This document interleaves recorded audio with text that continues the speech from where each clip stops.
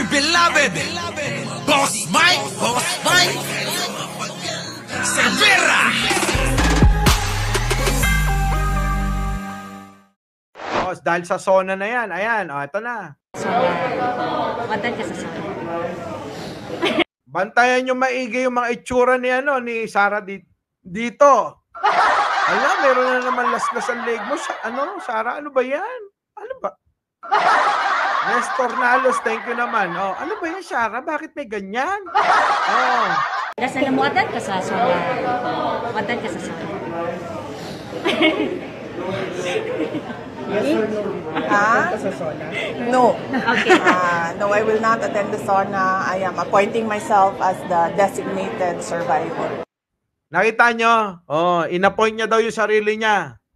Na designated survivor. Yun pamagat yun ng pelikula sa Netflix. Alam niyo yung pelikula? Sino nakapanood? Press 1. Oh, yun di ba? Oh, yan.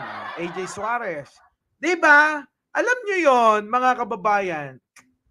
Sabi nga nung kaibigan natin, vice presidente na siya. Kung may mangyari sa Pangulo, mga kababayan, siya nakasunod.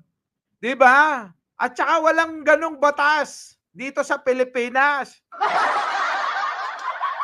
Ang meron doon sa Amerika, hindi naman to Amerika. Kita niyo yung sagot. Kung may mangyari, kaya daw hindi a-attend kasi daw, ina-appoint niya na yung sarili niya. Na designated survivor, mga kababayan. Narinig nyo naman, di ba? So si Sara, hindi mo alam kung, ano ba, seryoso ka ba? May plano ba kayo kay Pangulong Bongbong Marcos na masama? May plano ba? Alam nyo, yung pinasabog sa isang, sa isang pagtitipon, lahat nandoon, kongresista at mga senador, presidente, vice-presidente, ubos! Oo, ubos! Oo, may plot ba? Alam nyo, dalawa lang yan. Oo. Ano ba, may plano ba kayo o talagang bobo lang talaga si Sara? Naloko na. Nakita nyo, mga kababayan, nakita nyo? Etong mga ito, si Sara, di ba kinontra din to ng tatay? Ano sabi ng tatay? Di ba? Ginajaming lang kayo ni Sara. Hindi ako tatakbo. Pero mo kinontra, Basti Si Basti din, di ba? Parang hindi kayo tunay na anak. Parang ang tunay na anak, si Bongo. Si Bongo kinakampihan. Hindi kayo, tanggapin nyo na, hindi kayo mahal ni Digong. Pero yun, si Bongo, buti pa si Bongo Mahal na mahal ni Digong. Ayun na nga, may plano ba? O talagang bobo lang talaga si Sara? O ano-ano sinasabi? Ang bobo! Nagets nyo na. Ay, yung isa pa. Lalapot ang dugo mo dyan. Kaya nga, tignan nyo naman itsura. Pang presidente ba yan? Ganyan ba pang presidente? Kayo na sumagot. Hindi porke kayo pro-admin lahat. Kayo na sumagot. Kayo na sumagot kung pang presidente yung ganyang mga katanungan at pagsasalita. Sige. Pasok. Nasa namuatan ka sa zona. Bantayan ka sa zona.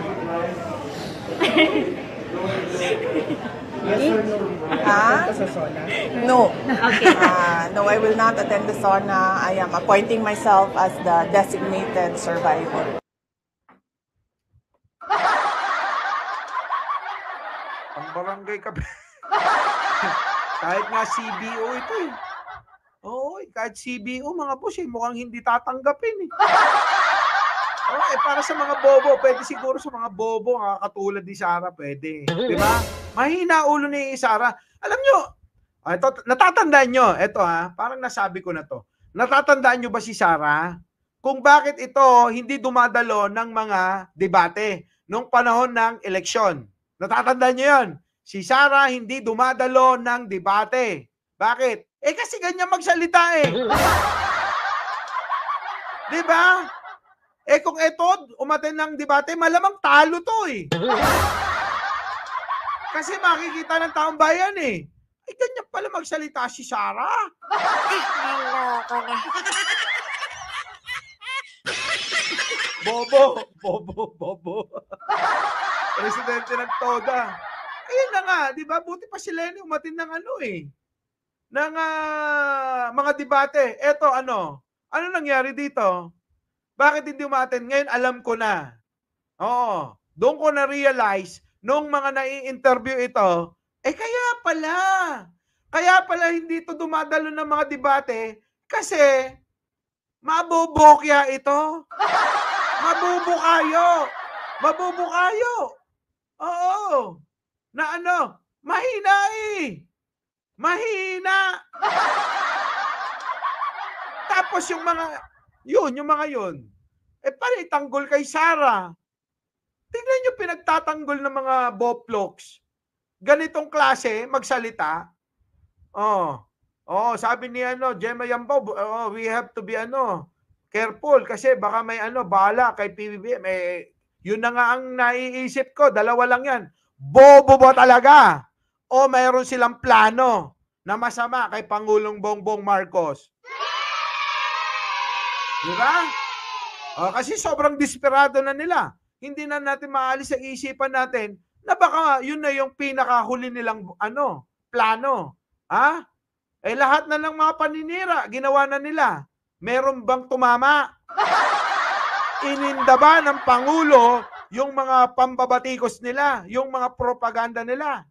Wala. Diba?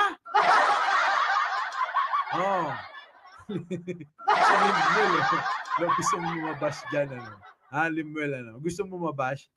De La Cruz Imelda, good morning po. Saan ba nahuhuli isda kundi sa bibig?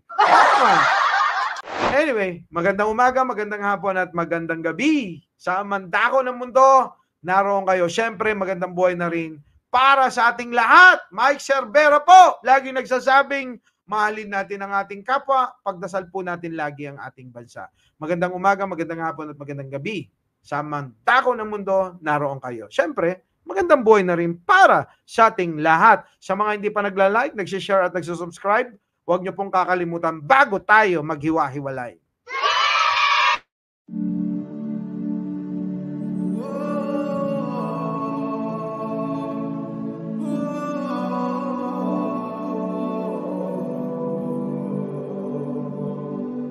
Katotohanan ay lalabas kahit pahitago, parang kinabukasan at araw na panibago. Nanailang tama sa mali kapag hinalo, mabuti ang magwawagay, masamay laging talo. Paano kung ikaw ay inaagrabyado, di natapakan na ang buong pagkatao? Mananahimik ka na lang ba't ilalaban? Huwag kang matakot, hayaan mong ika'y samahan ko. Ito na ang oras para lumaban. Our beloved Boss Mike Cervera.